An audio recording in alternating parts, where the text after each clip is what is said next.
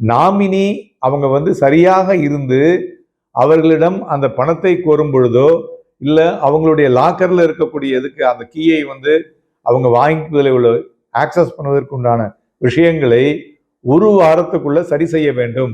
அப்படி வங்கிகள் சரி செய்யவில்லை என்றால் அவர்கள் பேர்ல என்ன பண்றாங்கன்னா ஒரு நாளைக்கு 5000 ரூபாய் பெனல்டி விதிக்கிறாங்க.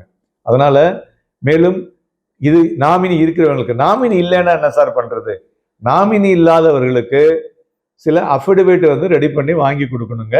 அந்த அஃபிடவிட்ல உங்களுடைய லீகல் ஹையர்ல இருக்கக்கூடிய விஷயங்களை வைத்து வங்கிகளில் இருந்து அந்த அஃபிடவிட்டை வாங்கி அண்ட் இன்டெமினிட்டி பாண்ட் ரெண்டுத்தையும் வாங்கி பண்ணீங்கன்னா அதை கொடுத்தீங்கன்னாக்க அதிலிருந்து 15 நாளிலிருந்து 30 நாளுக்குள்ள வங்கிகள் அவங்களுக்கு எல்லாத்தையும் மாற்ற வேண்டும் என்ற ஒரு விதிமுறைகளை ரிசர்வ் பேங்க் ஆஃப் இந்தியா விதித்துள்ளார்கள்.